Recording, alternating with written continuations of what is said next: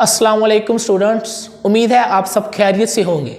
मैं आपका chemistry teacher Ali Raza आपको ऑनलाइन लेक्चर रिकॉर्ड करवा रहा हूँ।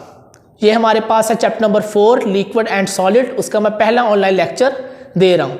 हमने इस पहले चैप्टर में अपने लिक्विड एंड सॉलिड में चीज़ों को अपने 2 लेक्चर्स में आपको पढ़ाया।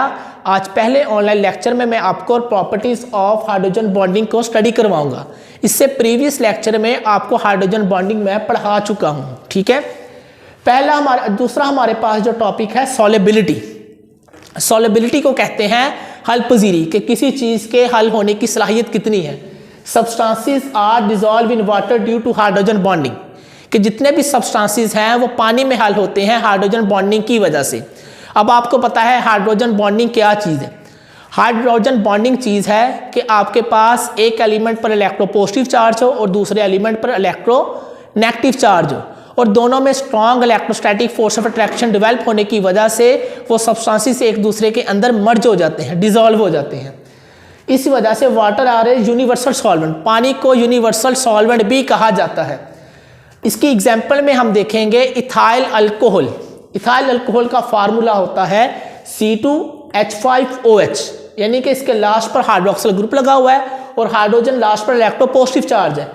अब ये वाटर के अंदर किस तरह डिसॉल्व होगा कि वाटर का जो ऑक्सीजन इलेक्ट्रोनेगेटिव चार्ज है, इथाइल अल्कोहल का इलेक्ट्रोपॉजिटिव चार्ज और वाटर का इलेक्ट्रोनेगेटिव ऑक्सीजन एटम दरमियान में एक electrostatic force of attraction develop करेगा।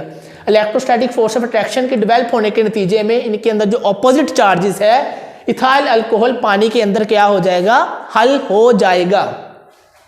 सेकेंड एग्जाम्पल है हमारी कार्बोक्सिलिक एसिड, जिसका हमारे पास फार्मूला आता है COOH, dissolve in water due to hydrogen bonding. Again carboxylic acid का लास्ट पे जो हाइड्रोजन एटम है वो वाटर के इलेक्ट्रोनेगेटिव एटम ऑक्सीजन पर उसके साथ electrostatic force of attraction develop करेगा और ये पानी के अंदर हल हो जाएगा।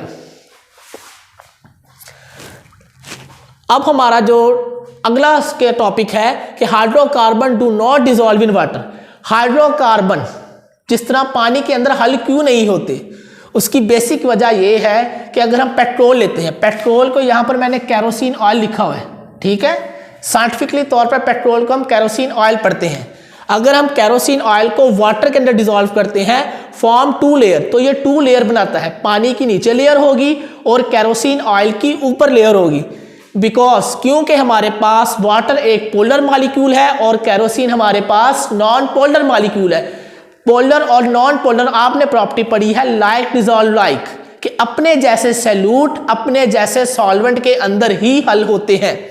इस वजह से ये पानी के अंदर पोलर और नॉन पोलर मॉलिक्यूल एक दूसरे के अंदर हल नहीं होते।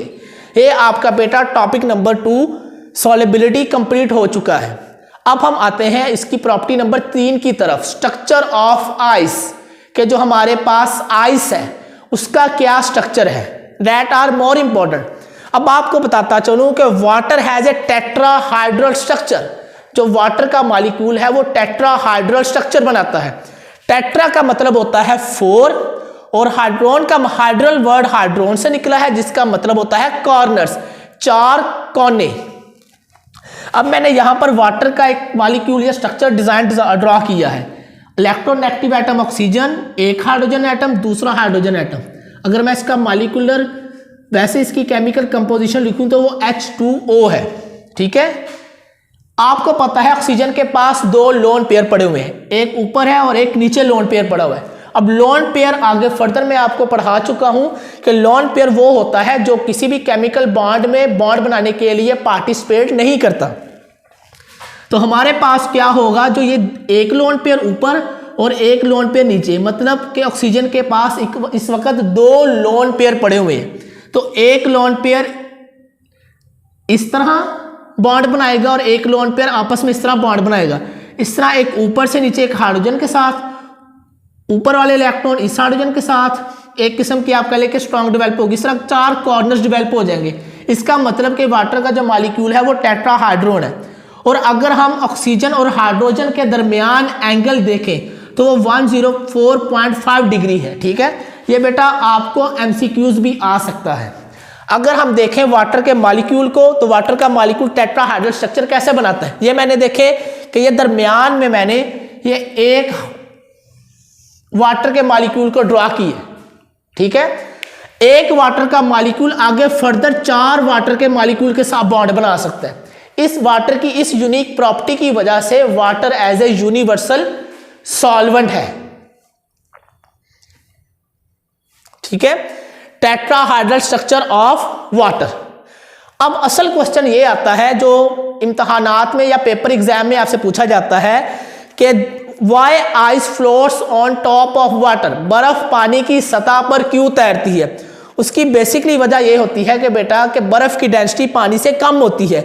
जब हम वाटर के मॉलिक्यूल बाज़ का सर्द इलाकों में या सर्द मौसम में जब सर्दी की शिद्दत बहुत ज़्यादा होती है तो टेम्परेचर डिक्रीज कर जाता है। टेम्परेचर की जो वैल्यू टेम्परेचर की जो अमाउंट है वो क्या हो जाती है, डिक्रीज होने से क्या होता है तो उसकी डेंसिटी में भी फ़र्क पड़ता है पानी की वजह कि जब टेम्परेचर डिक्रीज होता है तो molecules are arrange regular pattern, water के मॉलिक्यूल्स एक रेगुलर पैटर्न के साथ अरेंज होने की कोशिश करते हैं। एम्प्टी स्पेसिस आर क्रिएटेड, तकरीबन इसमें एम्प्टी स्पेसिस क्रिएट होती है जो तकरीबन 9% है। ये 9% वैल्यू बेटा आपको एमसीक्यूज पॉइंट ऑफ व्यू से मोस्ट इंपॉर्टेंट है, ठीक है। आपको पता है density is equal to mass over volume, density और वॉल्यूम का आपस में रिलेशन इनवर्सली प्रोपोर्शनल है। अगर हम डेंसिटी को बढ़ाते हैं तो वॉल्यूम कम होता है, अगर वॉल्यूम को बढ़ाते हैं तो डेंसिटी कम होती है। अब 0 डिग्री सेंटीग्रेड पर डेंसिटी ऑफ वाटर होती है 1.00 ग्राम पर क्यूबिक सेंटीमीटर। उसी टेम्परेचर पर अगर हम आइस की डेंसिटी देखें तो वो 0.917 ग्राम पर क्यूबिक सेंटीमीटर है। अब आप देख सकते हैं कि वाटर की डेंसिटी ज्यादा है as compare to the ice. अब आपको पता है जिसकी डेंसिटी कम होगी वो उस चीज के ऊपर फ्लोट करेगी, जिसकी डेंसिटी ज्यादा होगी वो नीचे रहेगी। इस वजह से बर्फ पानी की सतह के ऊपर तैरती है और नीचे उसकी जो मैरीन लाइफ है या एक्वेटिक लाइफ है वो वैसे की वैसे ही एनिमल्स जिंदा रहेंगे और उन्हें कोई मसला नुकसान नहीं पहुंचेगा और नीचे वाटर का टेम्परेचर भी बरकरार रहेगा, लेकिन ऊपर वाली लेयर उसकी बन जाएगी सॉलिड की in the form of ice. यह क्वेश्चन पेपर में आता है कि why ice floats on the top of water, बर्फ पानी की सतह पर क्यों तैरती है। इसका आपके हार्ड स्ट्रक्चर ऑफ आइस में लास्ट पैराग्राफ पर इसका आंसर है क्योंकि बर्फ की डेंसिटी पानी से कम होती है और जिस चीज की डेंसिटी पानी से कम हो वो वाटर की सरफेस के ऊपर क्या करती है, फ्लोट करती है, ठीक है।